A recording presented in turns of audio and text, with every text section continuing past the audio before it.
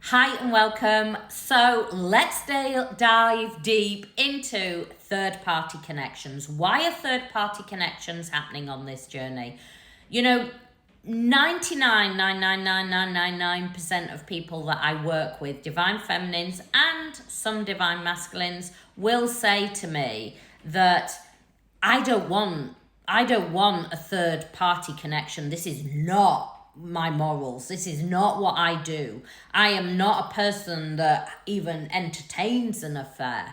So why is this happening now? And why can I not just go, forget this, I am walking away. This is not what I do. It is because the soul magnetically pulled you in. And that soul vibration, remember, you're one energetic system. So when the soul is magnetically pulling, it automatically pulls you back in together. But what do you do? I mean, that's all well and good, Kat, but what do I do about a third party connection? Well, that's what we're going to dive into today. A third party connection happens because there are lessons for you, there are lessons for the divine masculine. Now, if one of you is in another connection, or both of you, it is because there are soul contracts still to play out. And those soul contracts must come to an end before anything else can take place. So as hard as this is, you must allow those soul contracts to take place and come to an end before you even entertain anything. And one of the things I always say is bring your hand back into your heart chakra and go, is this sacred to me? Does this feel sacred? Is this divinely guided? And if the answer is yes, then fine.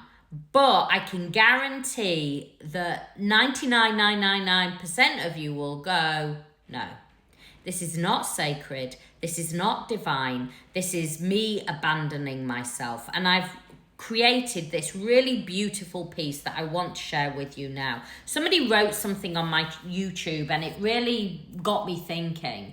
And they started off by saying it. And so I want to share some of the things they wrote. I want to share what I channeled yesterday, because this is going to really help you. You know, my work is always about giving you the tools so you can shift on this journey, so you can become your own inner guru. You know, my twin flame course is not there to keep you looping. My twin flame course, you know, an Awaken to Consciousness, which is my daily support group that gets you to shift, that stops the pain, that stops the separation, that stops the endless looping. It's all there so you shift out of that endless searching and looping and that desire and want that keeps you locked in the pain.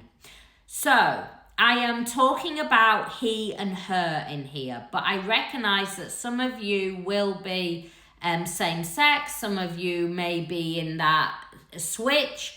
And when I say switch, it's because, you know, remember the feminine frequency is not how you identify in the physical form. It is all about energy and frequency, and likewise so is the masculine. If you are chasing, if you are trying to figure out this journey, you are the feminine. Whether you identify as male, you're still the feminine frequency, the chasing push energy. Whereas the masculine, they are the running energy. You could still be female and identify with that running energy. If you're struggling with the feminine masculine, call it runner chaser. If you're struggling with runner chaser, just call it positive and negative. Positive chase, negative pull back.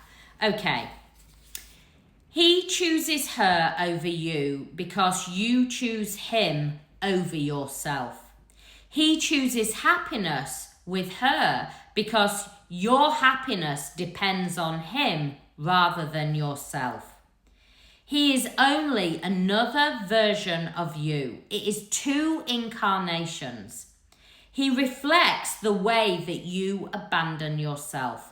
I want to remind you at soul recognition, you know, that one energetic, you've had that bubble of phase that was probably very short, that you didn't meet up that many times, that happened out of nowhere, and suddenly that energetic wall rose. Once that energetic wall rises, it's like they're there, but you no longer can feel that connection. You know, look at it like this.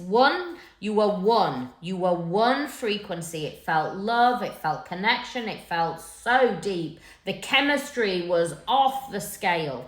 But once that soul recognition happens, and that soul recognition happens through the throat activation and through the eye activation. The eyes are the windows to the soul. The soul recognizes itself in your divine counterpart. The throat chakra vibrates at a certain frequency, which only your twin vibrates at. They recognize that throat chakra activation.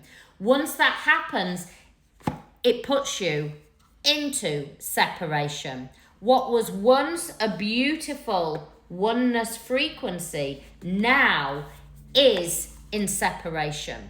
You still know that you're one, but now you can no longer come into that oneness frequency. Why is that?